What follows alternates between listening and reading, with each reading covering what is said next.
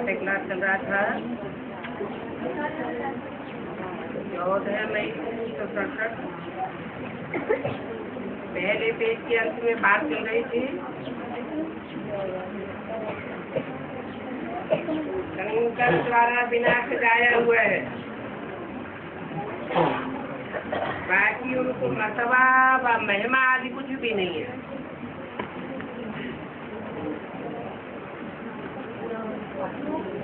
क्या बात हुई?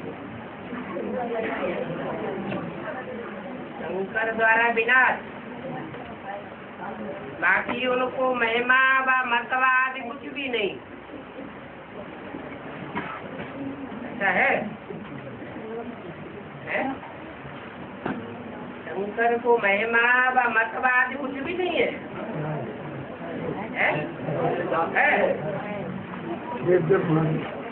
भक्ति मार्ग में तो है, लेकिन ज्ञान मार्ग में तो है महिमा व मतवा आदि कुछ भी नहीं है। जैसे कहते हैं शंकर पार्वती युगल नहीं है, भक्ति मार्ग में है या नहीं है? भक्ति मार्ग में है, लेकिन ज्ञान मार्ग में युगल नहीं है।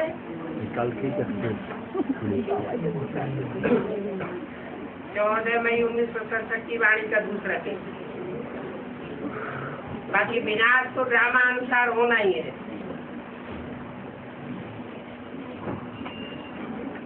आपस में लड़कर के विनाश हो जाएगा।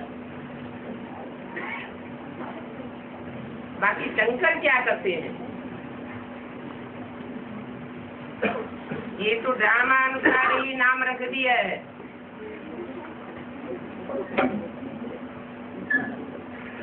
शंकर द्वारा विनाश तो समझाना पड़ता है कि ब्रह्मा विष्णु शंकर तीनों हैं। माने मजबूरी है समझाने की। क्या कि ब्रह्मा विष्णु और शंकर ये तीन के द्वारा कार्य होता है। स्थापना के लिए तो ब्रह्मा को रख दिया है, पालना के लिए विष्णु को, विनाश के लिए फिर शंकर को रख दिया है। ये तो बना बनाया ड्रामा है। कल्प कल्प समझते रहेंगे कि शंकर का पाठ कुछ भी नहीं।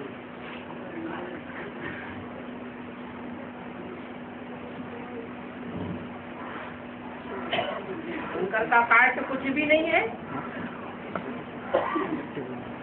ऐसे क्यों बोला? क्योंकि पाठ रंगमंच पर कर्मेंद्रियों के द्वारा बजाया जाता है।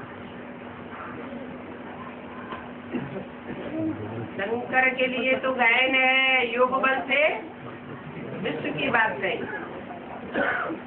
इसमें कर्मेंद्रियों की कोई बात नहीं आती है, इसलिए बोला कि शंकर का कुछ भी पाठ नहीं है।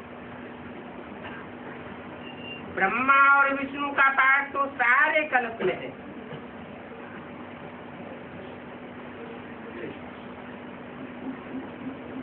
ब्रह्मा तो विष्णु, विष्णु तो ब्रह्मा। 84 जन्म ब्रह्मा लेते हैं। विष्णु के लिए भी कहेंगे कि 84 जन्म लेते हैं, तो ब्रह्मा तो विष्णु बनेंगे। ऐसे ही तो कहेंगे ना,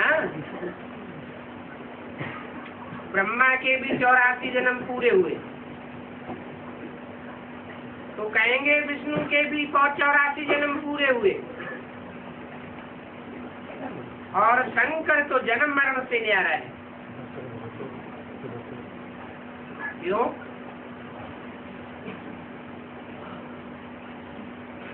शिव को कहेंगे जन्म मरण से न्यारा है, या शंकर के लिए भी कहेंगे?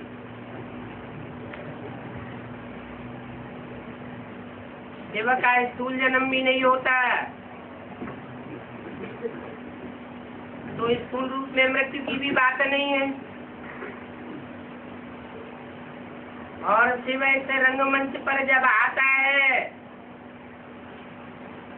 तो जिस तन के द्वारा संसार में प्रत्यक्ष होता है उसको आप समान बनाता है। तो शिव जन्म मरण से न्यारा, तो शंकर भी जन्म मरण से न्यारा होना चाहिए। जन्म अर्थात निश्चय रूपी जन्म, और मृत्यु अर्थात अनिश्चय रूपी मृत्यु। और जो भी मनुष्य आत्मा है सबका जन्म मरण होता है। ये बेहद की बात है। शंकर के लिए नहीं कहेंगे कि उसका जन्म मरण होता है। भक्ति मार्ग में भी ये गायन चला आता है। इसलिए और कोई देवता को शिव के साथ नहीं मिलाया है, एक शंकर ही है जिसका नाम शिव के साथ जोड़ा गया है।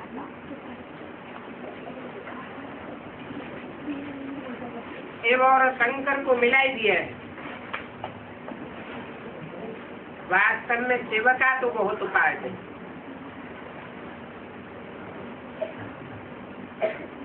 किसके द्वारा? शिव तो बिंदी है, फिर उस बिंदी जो जन्म मरण के चक्र से न्यारा है उसका पाठ किसके द्वारा है? शंकर के द्वारा है। क्या करते हैं शिव? क्या करते हैं? पढ़ाते हैं। और शंकर क्या करते हैं? पढ़ते हैं। उनका पाठ ऐसा वंडरफुल कह दिया है कि तुम बच्चे तो विश्वास कर भी न सको। ये ऐसा पाठ भी हो सकता है।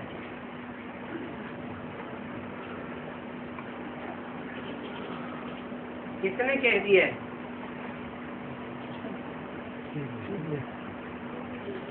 बाबा तो कहते शंकर का पाठ है ही नहीं। शंकर क्या करता है? कुछ भी नहीं। फिर यहाँ बोला शंकर का ऐसा वंडरफुल पाठ कह दिया है कि तुम तो विश्वास कर भी न सको। तो किसने कह दिया है? भक्ति मार्ग वालों ने ये कह दिया है कि शंकर का ये पाठ है। सूक्ष्म वचन में फिर बैल पर शंकर की सवारी दिखाते हैं। फिर सांप गले में दिखाए हैं।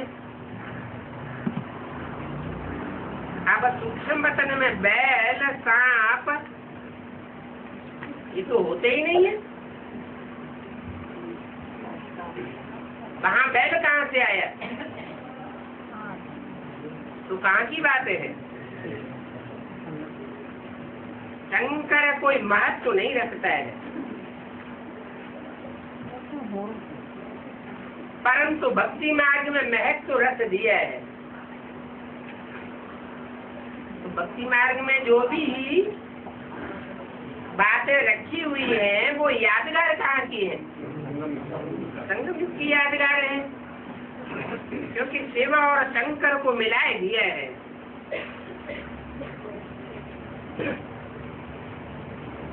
फिर कहते हैं कि भांग पीता था, यह करता था। फिर ऐसे ऐसे काम करने वाले को देवता थोड़े ही कहेंगे। भांग पीने वाले को देवता कहा जाएगा क्या? वो विश्वास ही नहीं कर सकता है। परंतु बंदर बुद्धि है ना, तुम भी ऐसे ही समझते हो। विनाश तो ड्रामा अनुसार होना ही है। वो तो वाम आदि के द्वारा होगा। मनुष्य कह देते कि ये प्रेरक है। कौन? शंकर की प्रेरणा से वाम बनते हैं, वाम से विनाश होता है। बाप ने समझाया है प्रेरणा आदि की कोई बात होती नहीं है, बाप को तो आना पड़ता है। प्रेरणा से ब्रह्मा का राज थोड़ी समझा देंगे। प्रेरणा अक्षर कह देते हैं। बाप ने समझाया है कि मेरे में सत्य चक्र का ज्ञान है ही है। ये मेरे को पाठ मिला हुआ है ज्ञान समझाने का, इसलिए मुझे ही ज्ञान सागर पतित पावन कहते हैं, नॉलेज फुल कहते हैं।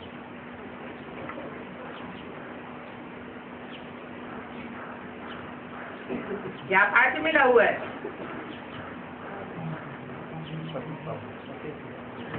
ज्ञान सागर को ज्ञान समझाने का पाठ मिला हुआ है और पतितों को पावन बनाने का पाठ मिला हुआ है।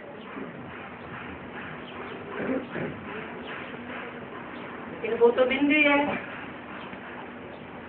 बिंदी पाठ कैसे बजावेगी? ब्रह्मा के द्वारा बजावेगी। ब्रह्मा ने तो शरीर छोड़ दिया, कोई पतित बुद्धि पावन बुद्धि तो बना नहीं।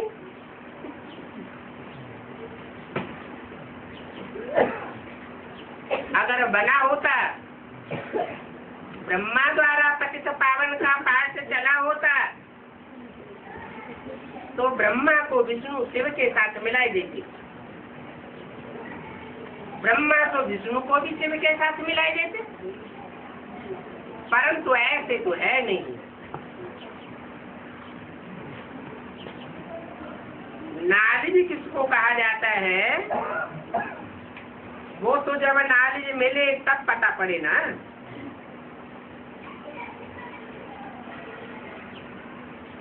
और नॉलेज देने वाला मिला ही नहीं है, तो फिर अर्थ का कैसे पता पड़ेगा? पहले तो अर्थ का पता चलना चाहिए। आगे तो तुम भी कहते थे कि ईश्वर ही प्रेरणा करते हैं, वो ही सब कुछ जानते हैं। हम जो भी पाप आदि करते हैं वो ईश्वर देखते हैं। बाबा कहते हैं मैं जाने जाननहार नहीं हूँ, मैं कुछ भी नहीं जानता हूँ। ये जाने जाननहार का धंधा मैं करता ही नहीं हूँ। ये तो जो जैसा कर्म करता है उस कर्म की वो स्वयं ही सजा भुगतता है।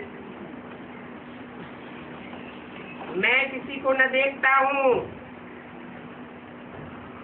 और न प्रेरणा से कोई को सजा देता हूँ। मैं प्रेरणा से करूँ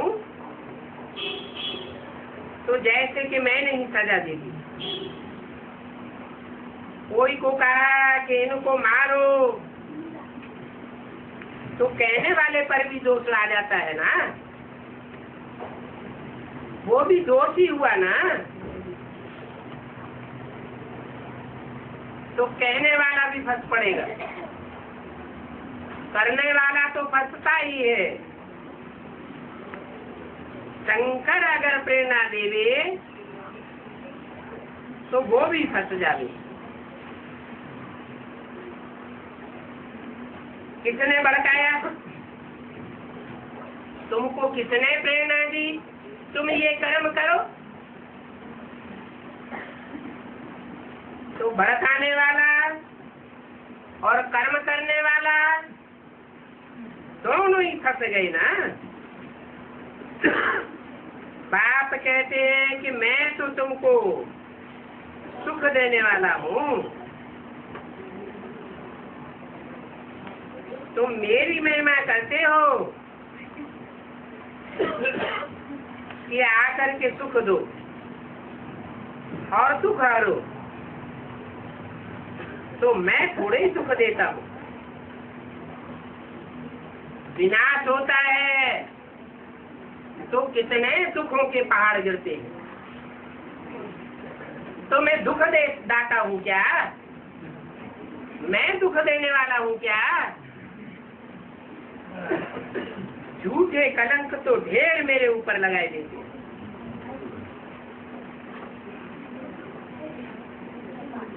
आजकल तो बहुत करके कलंक लगाते हैं। आगे तो कहते थे 24 अवतार, अभी तो तुमसे भी जास्ती हमारे जन्म दिखाई दिए। भिक्तर भिक्तर कण में भगवान कह देते हैं। ऐसा एक नाटक भी बनाया हुआ है। अभी तुम बच्चे तो बाप के सन्मुख बैठे हो, तो इसमें सर्वव्यापी की तो कोई बात ही नहीं है। तो तुमको कितनी खुशी होनी चाहिए। यहाँ तो तुम डायरेक्ट सुनते हो।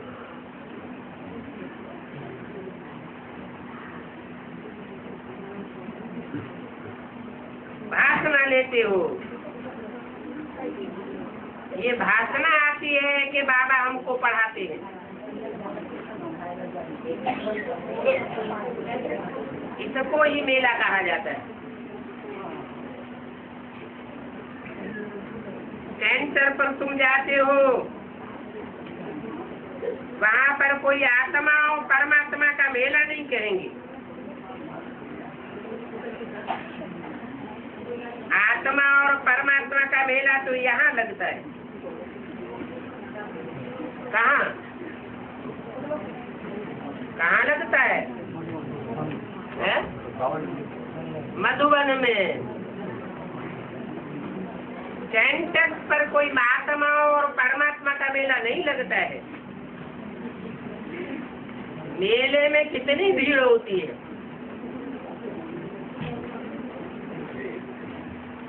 मनारा हो जाता है। ये भी तुम जानते हो कि ये मेला लगा हुआ है। बाप बच्चों के बीच में आए और आत्माएं सब यहाँ हैं बाप के सन्मुख। आत्माएं सब बाप के सन्मुख हैं। सब आत्माएं बाप के सन्मुख है क्या?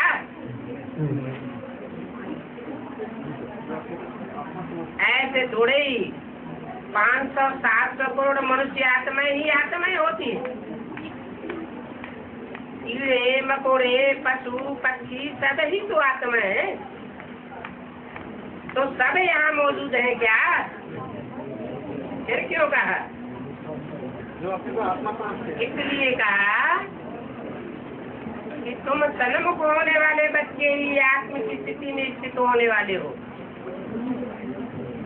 और बाकी कोई आत्म की स्थिति में प्रैक्टिकली स्थित नहीं होते हैं। आत्मा ही याद करती है कि बाप आवे। तो ये सबसे अच्छा मेला है। बाप आकर के सब आत्माओं को रावण राज्य से छुड़ाई देते हैं। क्या सब आत्माओं को, जो जीव आत्माओं के रूप में है, उनको रावण राज्य से छुड़ाई देते हैं। और जो आत्माएं शरीर छोड़ देती है उनके लिए कहेंगे कि रावण राज्य से बाप छुड़ाते हैं, है? एक तो है जीते जी रावण राज्य से छुड़ाना, और एक है शरीर छोड़ करके छूट जाना। तो प्रैक्टिकल पार्ट किसका हुआ? शरीर रहेगा जो जीते जी रावण राज्य से छूट जाते हैं। तो ये तुम्हारी बात है, ये मेला हुआ, जिस मेले से मनुष्य पारस बुद्धि बनती है। उन मेलों पर तो मनुष्य मैले हो जाते हैं। किन मेलों पर है? जो मनुष्यों का मेला होता है, गुरुओं और मनुष्यों का मेला होता है, उन मेलों में मैले होने जाते हैं, और इस आत्मा परमात्मा के मेले में पारस बुद्धि बनने के लिए आते हैं। उन मेलों में पैसे बर्बाद करते हैं, मिलता तो कुछ भी नहीं है। उन मेलों को मायावी आसुरी मेला कहा जाता है।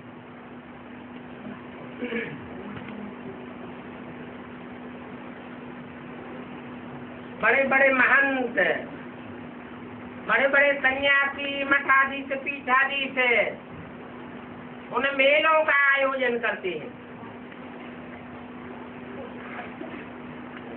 इतने लंबे समय से साज सामान इकट्ठा करते हैं, इतना गवर्नमेंट का पैसा बर्बाद होता है, और यहाँ तो कोई योजना नहीं बनाई जाती, कोई पहले से प्लानिंग नहीं की जाती, कोई पैसे की बर्बादी नहीं होती। ये है यथार्थ ईश्वरीय मेला। तो उन मेलों में और इस मेले में रात दिन का फर्क है। उनमें होता है wastage of money, wastage of time, wastage of energy, और थक करके वापस आ जाते हैं।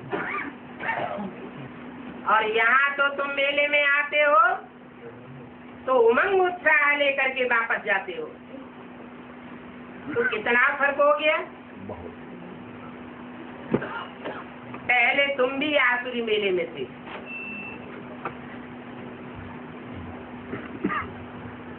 अभी तुम समझते हो कि तुम ही ईश्वरीय मेले में हो। तुम जानते हो कि बाबा आया हुआ है। अगर सब जान जावे कि बाबा आया हुआ है तो पता नहीं कितनी भीड़ हो जाती।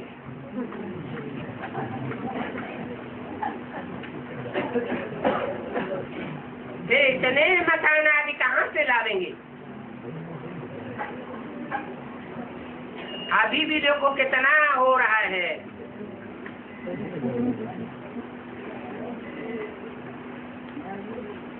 चौदह 567 की वाणी का तीसरा पेज।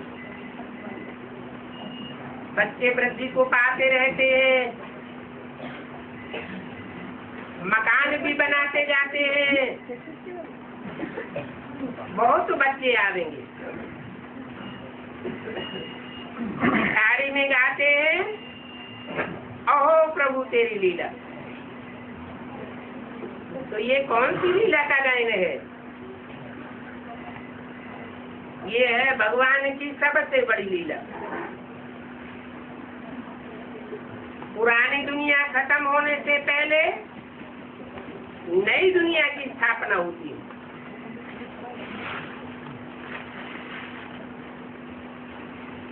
पहले स्थापना, बाद में विनाश। इसलिए हमेशा किसी को भी समझाओ तो पहले स्थापना फिर विनाश, फिर पालना कहो। जब स्थापना पूरी हो तब फिर विनाश होता है,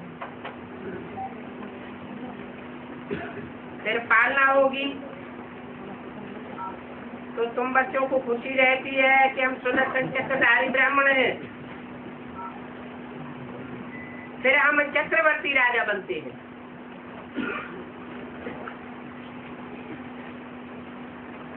क्या पहले स्वदर्शन, आत्मा के 84 के चक्र का दर्शन होता है। ऐसा दर्शन करने वाले तुम ब्राह्मण बनते हो। बाद में क्या बनते हो? चक्रवर्ती राजा बनते हो। ये बात कोई को भी पता नहीं है क्या? चक्रवर्ती राजा कि पहले सुदर्शन चक्रधारी ब्राह्मण बनते हैं। मनन चिंतन मंथन करने से अपनी आत्मा के अनेक जन्मों का ज्ञान होता है,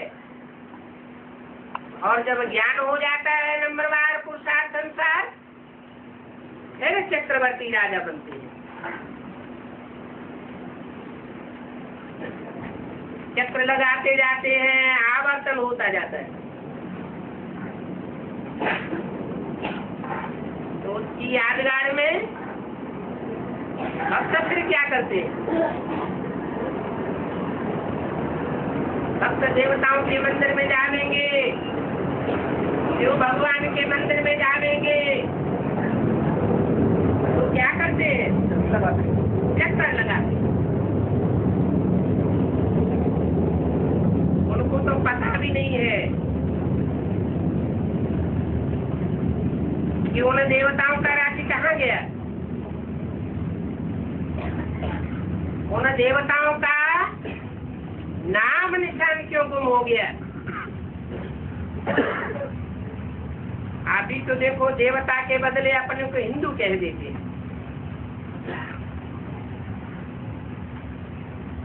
हिंद में रहने वाले हिंदू, हिंदू है यानी क्या है? लक्ष्मी नारायण को भी ऐसा नहीं कहेंगे, उनको तो देवता कहा जाता है। तो इस मेले में ड्रामा प्लान अनुसार तुम आए हो, तुम्हारे आने की भी ड्रामा में नूद है। ये वृद्धि धीरे धीरे होती जाएगी। तुम्हारा जो कुछ अभी पाठ चल रहा है वो फिर हूबहू कल्प के बाद भी ऐसे ही चलेगा।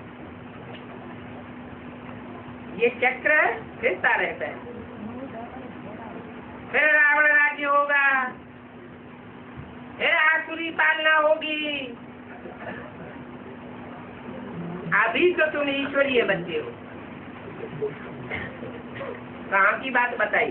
संगम में भी ऐसे होता है क्या?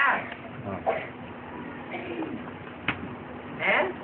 ईश्वरीय पालना होती है, फिर आसुरी पालना होती है, फिर ईश्वरीय पालना होती है। ऐसे संगम युग में भी होता है क्या? है? शूटिंग होती है। शूटिंग होती है। अभी तो तुम ईश्वरीय बच्चे ही हो, फिर दैवी बच्चे बनेंगे, क्षत्रिय बनेंगे। तुम जो अपवित्र प्रवृत्ति वाले बन गए थे वो फिर पवित्र प्रवृत्ति वाले बनते हो। है तो ये भी देवी गुण वाले मनुष्य। बाकी इतनी भुजाएं आदि तो होती नहीं है। प्रवृत्ति मार्ग की 4 भुजाएं दिखाई गई है।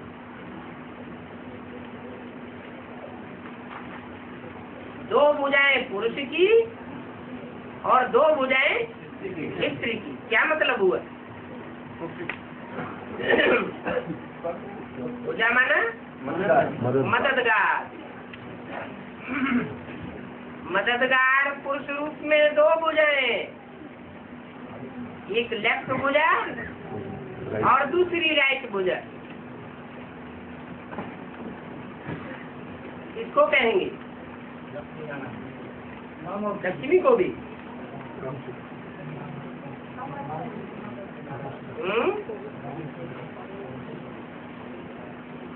दो पुरुष की भुजाएं, दो स्त्री की भुजाएं, दोनों को मिला करके कहेंगे विष्णु चतुर्भुज।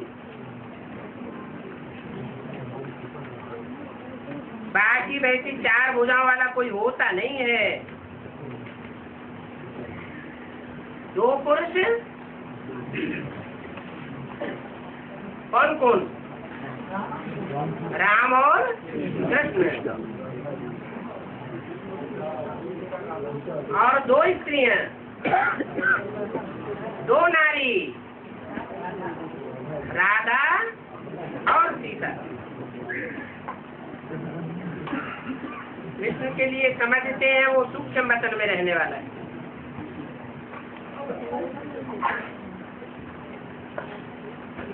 कहाँ की यादगार है? कैसे?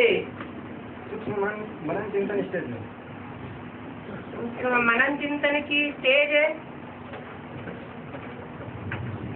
या ऐसी स्टेज है जो मन बुद्धि के अंदर अनुभव की जाती है, साकार में, लेकिन प्रैक्टिकल में देखते नहीं है। चित्रपट में दिखाते हैं, ब्रह्मा को सूक्ष्म वतन में दिखाते हैं, विष्णु को सूक्ष्म वतन में दिखाते हैं, शंकर को भी सूक्ष्म वतन में दिखाते हैं बादलों के बीच। क्या ऐसे होता है? वास्तव में ये ऊंची स्टेज की यादगार है सब प्रैक्टिकल बातें। चार भुजाएं क्यों दी हैं? इसका अर्थ क्या है? ये तो कोई भी नहीं जानते। तुम्हारी बुद्धि में अब आया है कि स्त्री और पुरुष के रूप में जो कंबाइंड युगल का रूप बनता है वो विष्णु की चार भुजाएं जो पालना करने के निमित्त बनती है। ये चित्र खड़ा हुआ है एम ऑब्जेक्ट। विष्णुपुरी में ऐसे प्रवृत्ति मार्ग वाले रहते हैं। भक्ति मार्ग में तो बहुत भुजाएं आदि दे दी गई। विष्णु कौन है ये कोई बता ही नहीं सकते। महालक्ष्मी की भी पूजा करते हैं।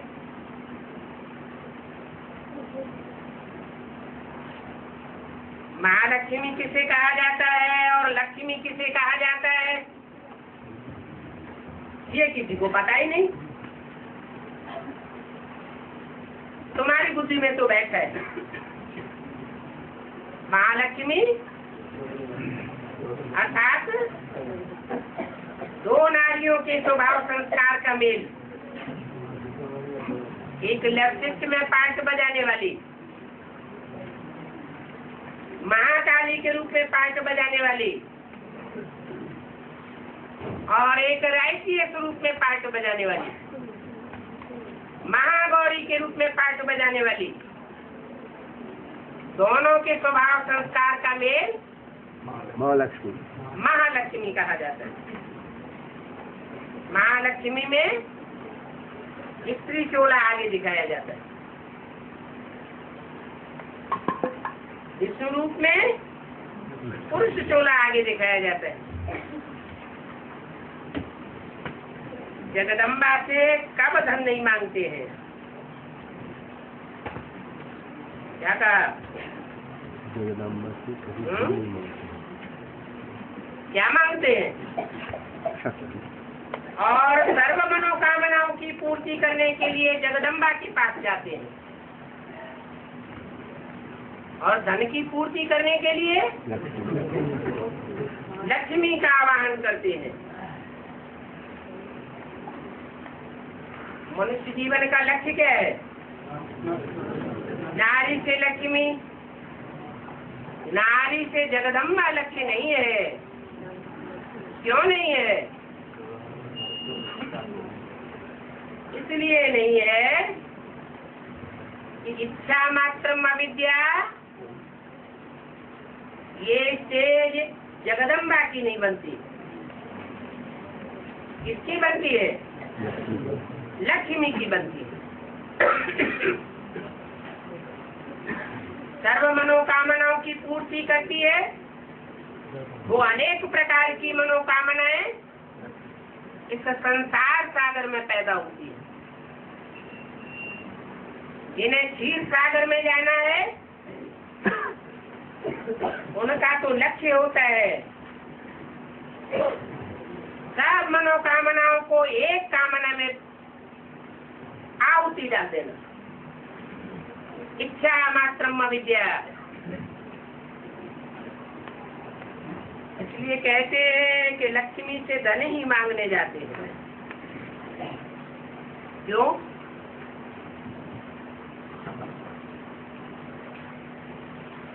लक्ष्मी से ही धन क्यों मांगते हैं?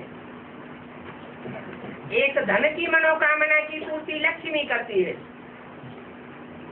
और अनेक मनोकामनाओं की पूर्ति जगदम्बा से करते हैं। तो बड़ी कौन हुई? जगदम्बा। जगदम्बा बड़ी हुई क्योंकि सब मनोकामनाएं की पूर्ति करती है।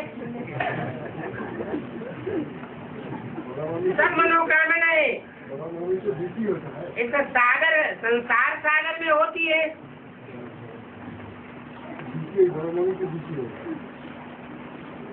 संसार सागर में रहने वाले जो जीवड़े हैं वो जगदम्बा को मानते हैं। उनकी अनेक मनोकामनाएं अभी अतृप्त हैं, इसलिए जगदम्बा के पीछे जाते हैं। और ज्ञान धन किससे मिलता है? सिर्फ लक्ष्मी से मिलता है। लक्ष्मी और कोई चीज नहीं देती। क्या देती है? ईश्वर की जो संपत्ति है वो क्या है? ज्ञान धन। ईश्वर परम धाम से आकर कोई संपत्ति स्थूल में नहीं लाता। सिर्फ ज्ञान सागर कहा जाता है। और वो ज्ञान सागर बाप कन्याओं माताओं को निमित्त बनाता है ज्ञान धन देने के लिए। उन कन्याओं माताओं में कोई तो ज्ञान धन लेने के निमित्त तो बनती है, परंतु अपने ही कर्म कहानी और कर्म जंजालों में फंसी रहती है, अपनी ही मनोकामनाओं की पूर्ति में फंसी रहती है, अपने बाल बच्चों की मनोकामनाओं की पूर्ति में फंसी रहती है। इसलिए जो लक्ष्य है मनुष्य जीवन का वो प्राप्त नहीं कर पाती। ज्ञान धन का वजन ढोने वाले बन जाते हैं, लेकिन दूसरों को ज्ञान देना उनको नहीं आ पाता।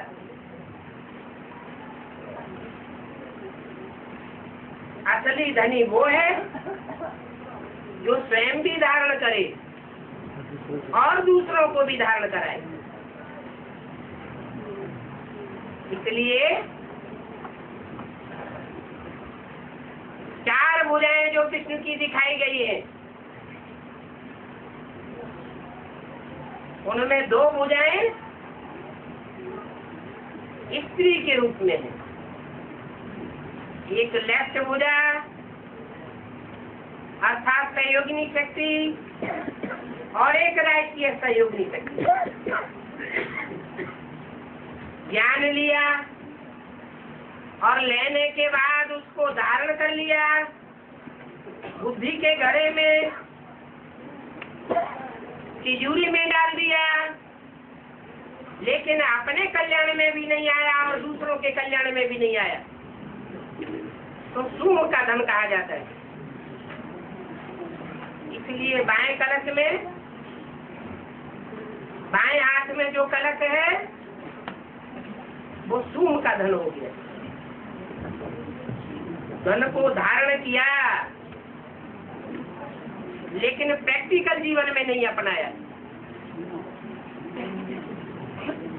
और लक्ष्मी का दायां हाथ क्या करता है? धन बांटने के निमित्त बनता है। खुद भी धारण करता है और दूसरी आत्माओं को भी धारणा के योगी बना देता है। इसलिए लक्ष्मी से धन मांगते हैं।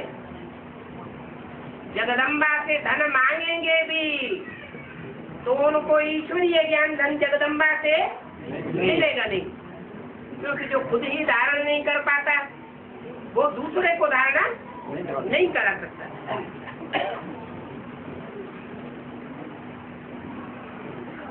लक्ष्मी से धन मांगते हैं, धन जास्ती मिल गया तो कहेंगे कि लक्ष्मी की पूजा इसने जास्ती की है, इसलिए इसका सारा भंडार लक्ष्मी ने भर दिया है। अब लक्ष्मी भंडार भरने वाली है या भोलेनाथ भंडारा भरपूर करने वाला है? तो लक्ष्मी का नाम क्यों दे देते हैं? लक्ष्मी को भी धन कहाँ से मिलता है? लक्ष्मी को भी नारायण से मिलता है। नारायण में ही सेवा प्रवेश करता है। यहाँ तो तुम जगदम्बा से वर्षा पाए रहे हो, परम पिता परमात्मा शिव द्वारा। देने वाला तो वो है।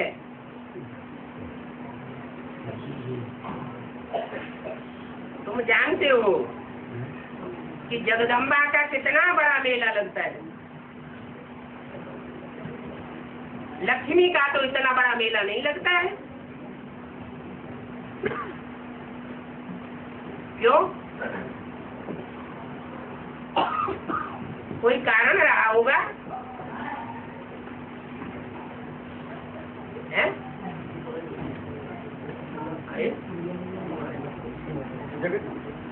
जगदम्बा सारी मनोकामनाएं पूरी करती है, इसलिए मेला लग जाता है। मेले से क्या कनेक्शन? बाबा के साथ प्रैक्टिकल जीवन में इंद्रियों के सहित सब प्रकार के संबंध जोड़ करके जो मिलन मेला मनाया जाता है, वो जगदम्बा ने जितना मेला मनाया उतना और कोई ने नहीं मनाया। और लक्ष्मी जब तक आती है तो एक सेकंड में ब्रह्मा तो विष्णु बन जाता है।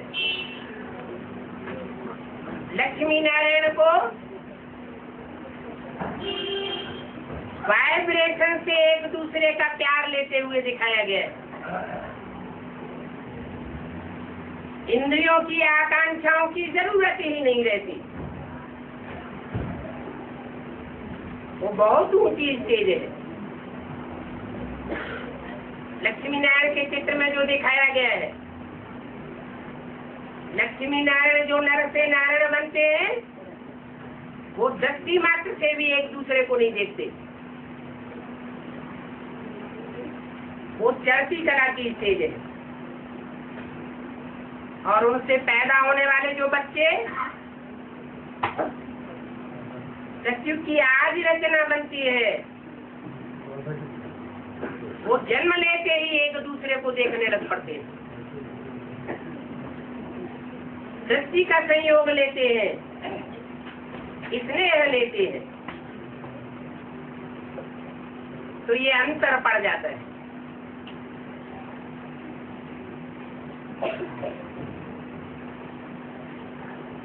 इसलिए गाया हुआ है, अतीन्द्रिय सुख गोप गोपियों से पूछो, जिनका पुरुषार्थ बहुत ही गुप्त है। ये मन बुद्धि के अंदर के बुद्धियों की बात है, बाहर कोई दिखावा करने की बात नहीं है।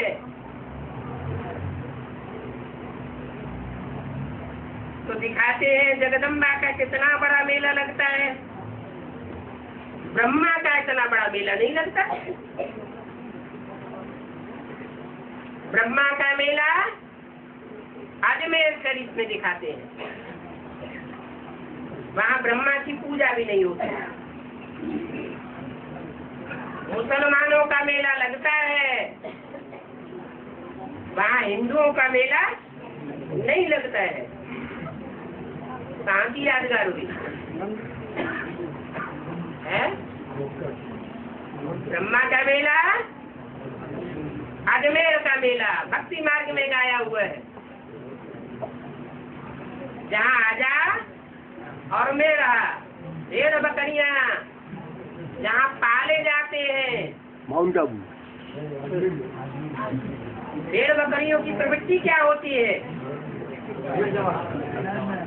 एक तो भीड़ इकट्ठी होके चलती है, दूसरे एक जहाँ जाती है पीछे पीछे सब उसी ओर चली जाती है। अपनी मन बुद्धि का उपयोग नहीं करते। ऐसे ही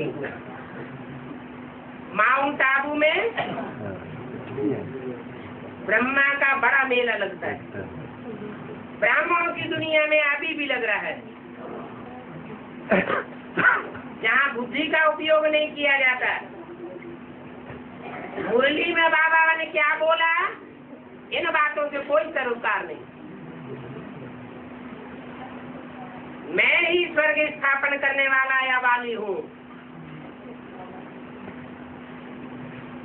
हमें ही ब्रह्मा है, हमें ही विष्णु है, हमें ही शंकर है। हमें ही वो बड़े बड़े मेगा प्रोग्राम बना करके 3 मूर्तियों का पोस्टर लगा करके त्रिमूर्ति शिव के रूप में प्रत्यक्ष होते हैं। ऐसों को फॉलो करने वालों का मेला लगता है।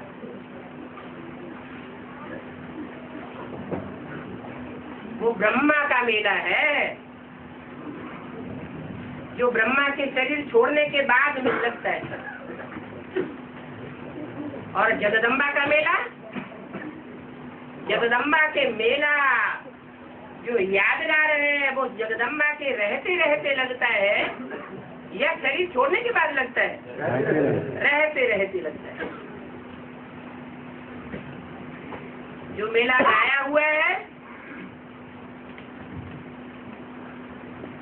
नारा लगाते हैं तो क्या बोलते हैं?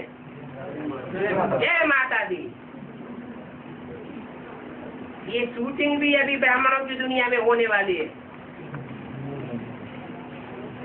बाप आए ही है कन्या माताओं का मर्तबा बढ़ाने के लिए।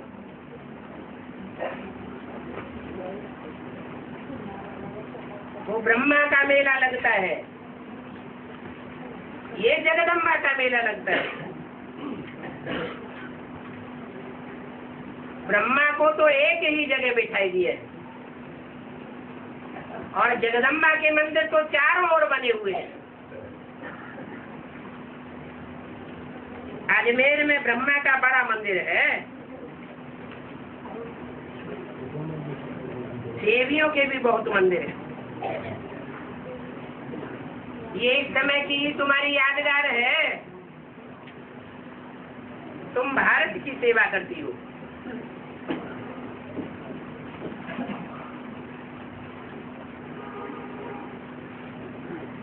तुम माने कौन? तुम भारत की सेवा करती हो माने कौन? कन्या माता। कन्याएं माताएं भारत की सेवा करती हो। पूजा भी तुम्हारी जाति होती है। जाति पूजा होती है माना सहयोगी आत्माएं भी तुम्हारी जाति बनती है। शंकर को इतनी भुजाएं नहीं दिखावेंगे, ब्रह्मा को 1000 भुजाएं गायन है और जगदम्बा को भी अनेक भुजाएं दिखाई जाती है। हाँ जी, भारत माता शिव शक्ति अवतार अंत का यही नारा है। अंत में जगदम्बा प्रत्यक्ष होती है या मध्य में प्रत्यक्ष होती है। जगदम्बा सरस्वती कहा जाता है। मध्य में जगदम्बा और अंत में भारत माता शिव शक्ति अवतार। जगदम्बा उससे कहा जाता है वर्ल्ड मदर। वर्ल्ड माना जगत, तो वर्ल्ड मदर अलग, जिसे मिस वर्ल्ड के रूप में आज भी गायन प्रख्यात किया जाता है। मिस वर्ल्ड और एक होती है मिस इंडिया। बड़े बड़े पुरस्कार मिलते हैं, वो स्थूल पुरस्कार देते हैं, शरीर की स्थूल शोभा का पुरस्कार दिया जाता है, और भगवान ने आंतरिक सौंदर्य का पुरस्कार दिया था, मिस इंडिया और मिस वर्ल्ड को। तो तुम सब बच्चियां बहुत लकी हो जो जगदम्बा की भुजाएं बनती हो या महालक्ष्मी की भुजाएं बनती हो। जगदम्बा के लिए ऐसे कभी नहीं कहेंगे कि वो सर्वव्यापी है। कुत्ते बिल्ले में है, कण कण में है, और तुम्हारा बाप जो तुमको पावन बनाते हैं उनको गाली देते हैं, कुत्ते में है, बिल्ले में है, कण कण में है। तो ये कुत्ता और बिल्ला और कण कण, इनका पर्सनिफिकेशन होता है, यह स्थूल बात है।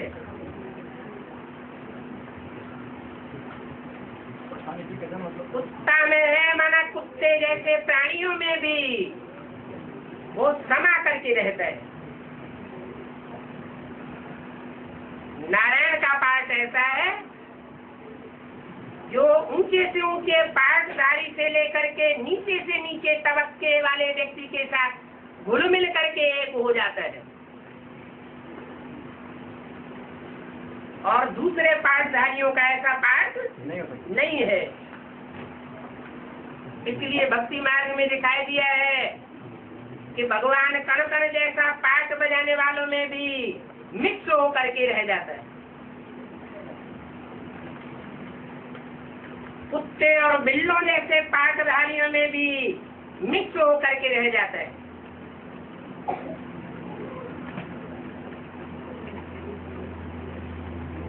तो जगदम्बा के लिए ऐसे कभी नहीं कहेंगे कि वो सर्वव्यापी है, कुत्ते बिल्ले कण कण में है, और तुम्हारा बाप जो तुमको पावन बनाते हैं उनको इतनी गाली देते हैं कि कण कण में है, सर्वव्यापी है, कण कण जैसा नाचीज पाठ बजाने वालों में भी व्यापक है।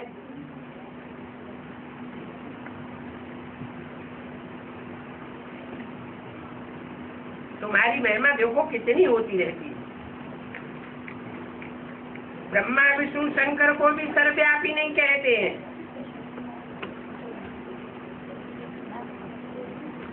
मुझे कह देते हैं ठिक्कर भिक्कर सब में। कितनी ग्लानि करते हैं,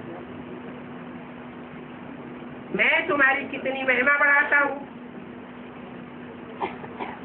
भारत माता की जय कहते हैं ना, तुम सब भारत माताएं तो हो ना। वो कहते हैं भारत माता की जय, तो सामने चित्र किसका लगा देते हैं? कौन सा मैप लगाते हैं? जरा भारत का मैप लगाई देते, परंतु उसमें कोई नारी का भी चित्र खड़ा कर देते हैं, लेकिन जानते नहीं है कि जरा भारत माता नहीं थी, कोई चैतन्य माता थी। तो तुम भारत माता हो ना। वास्तव में कोई जड़ धरनी को माता नहीं कहते हैं। धरती तो अभी तमो प्रधान है,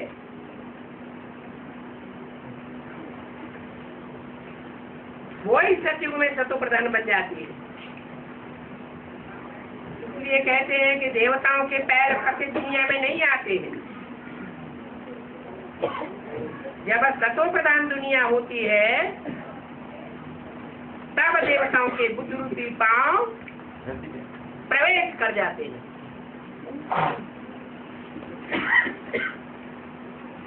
अभी तुमको सतो प्रधान बनना ही है। श्रीमत पर चलते चलते बाप को याद करते रहेंगे तो बहुत ऊंचे पद पाएंगे। ये ख्याल रख करके याद करना है कि हम याद करेंगे तो ही हमारे विक्रम विनाश होंगे। श्रीमत मिलती ही रहती है। सतयुग में तुम्हारी आत्मा प्योर कंचन बन जाती है और शरीर भी कंचन मिलता है। सोने में खाद पड़ती है तो फिर जीवन भी वैसा ही बन जाता है। सतयुग में तुम सोने समान थे, त्रेता में चांदी समान बन गए। कैसे? खाद पड़ने से। कौन सी खाद पड़ गई? संग के रंग की। इसका संग का रंग लगा। जो ऊपर से आत्माएं उतरती है। जो ऊपर से कम कलाओं वाली आत्माएं उतरती है, जिन्होंने पूरा आत्मिक स्थिति में रहने का पुरुषार्थ नहीं किया, उन ढेर की ढेर आत्माओं का संग का रंग लगता है। कहाँ सतयुग की 2 करोड़ आत्माएं और कहाँ त्रेता में उतरती है 8 करोड़ आत्माएं। 4 गुनी आत्माओं का संग का रंग लगता है तो अवस्था चांदी की तरह बन जाती है, वैल्यू कम हो जाती है। आत्मा झूठी बनती जाती है तो शरीर भी झूठा बनता है। जैसे खाद पड़ने पर सोने का मूल्य कम हो जाता है, चांदी की खाद पड़ती है और तांबे की खाद पड़ती है तो मूल्य कम हो जाता है ना। तुम्हारा मूल्य तो अब कौड़ी का भी नहीं रह गया। पहले तो तुम विश्व के मालिक 24 कैरेट थे, अभी 9 कैरेट कहेंगे। तुम्हारा मूल्य देखो कैसा है। अभी तुम्हारा मूल्य है कौड़ी मिसल, क्योंकि तुम्हारी आत्मा बन गई है कौड़ी समान।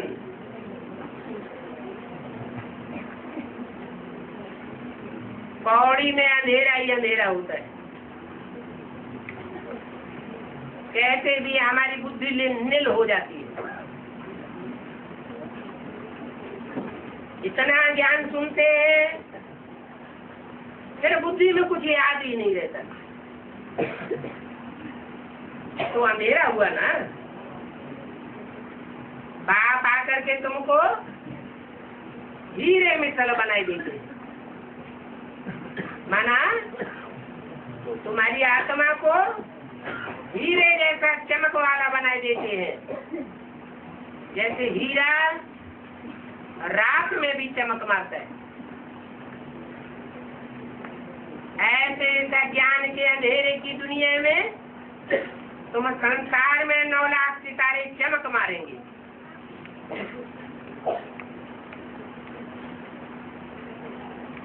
अभी तो तुम कौड़ी मिसल बन पड़े।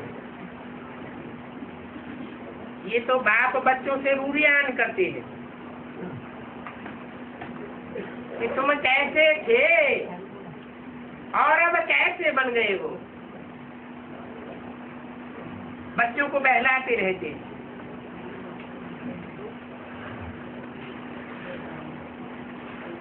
तुम यह ज्ञान सुनते सुनते बदलते जाते हो, मनुष्य से देवता बनते जाते हो। आत्मा प्योर बनती जाती है तो शरीर भी प्योर मिलेगा। हीरे जवाहरातों के महल होंगे,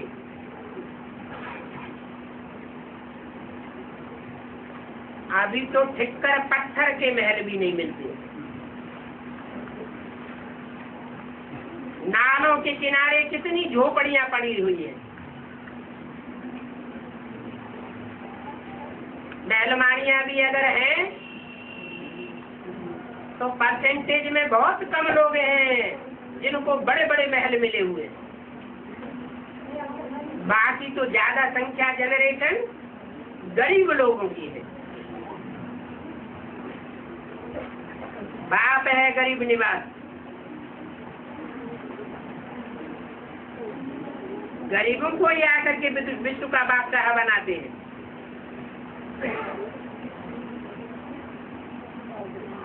जब ऐसी स्वर्ग की दुनिया में जावेंगे